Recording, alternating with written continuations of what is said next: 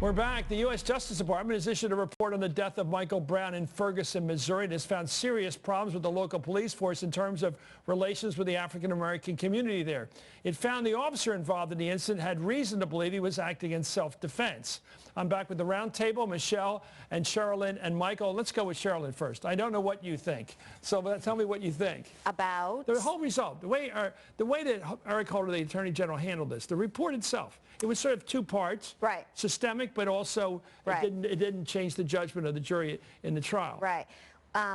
One of the things I think it highlighted is this, I think, systematic problem in urban communities with these traffic violations. I think this is really a problem.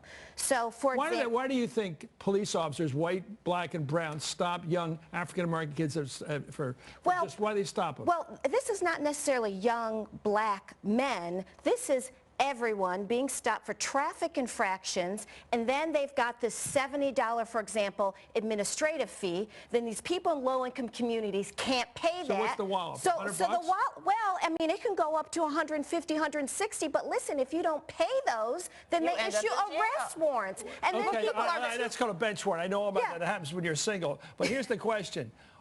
Are these people stopped for DOI? Are they stopped for making wrong right turns? Are they stopped for speeding? Or what? This is the question. They're being stopped for a variety of reasons. Well, look, on paper, they're being stopped for a variety of reasons. If you look closely at the report, it is motivated by money, and they are stopped. Explain. Okay. It is because of money, and it is because they are black. Exactly. One gentleman that they talk about in the report was, I think, either fell asleep in his car or was resting in his car, and the police pulled him over and said he was a pedophile, accused him of being a pedophile. Another woman. Why, did you have a boy in the car with him? No, he was just happened to be close to a park, but he was asleep in his car. Right. And the only earthly reason they could have pulled him over was because he was a black man sleeping in. Right. He was arrested. Right.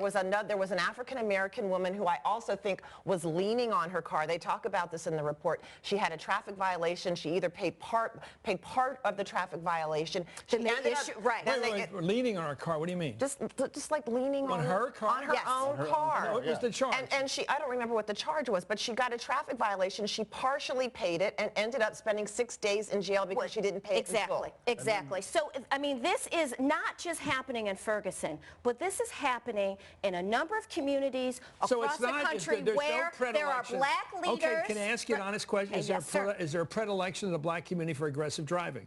No. So it's you think it's pure racism? The report. Explain.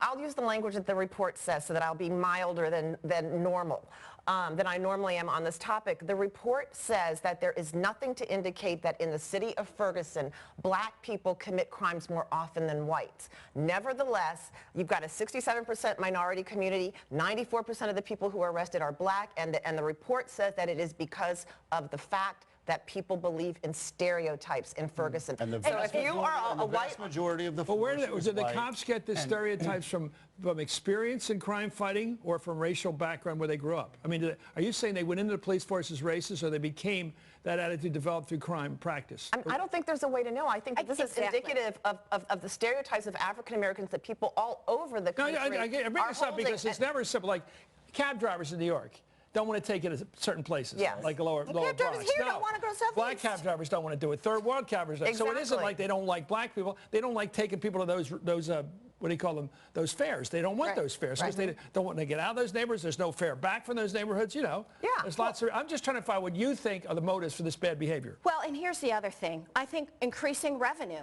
right? I mean, these cities want revenue. You live in the District of Columbia? No, I live in Virginia. Well, let me tell you. For years, they have made money by parking tickets in this town. Exactly, and they can do the same in Ferguson. Okay, you're black in Ferguson, and the cops think that you fit a stereotype. There's no racial discrimination when it comes to parking tickets in D.C. Exactly. Why can't these mayors come up with other ways of increasing revenue? I'm a big fan of Eric Holder, and I think the way he wrote this report is something we all should read. Thank you, Michelle Bernard, Cherylyn LeBon, and Michael Tomasky.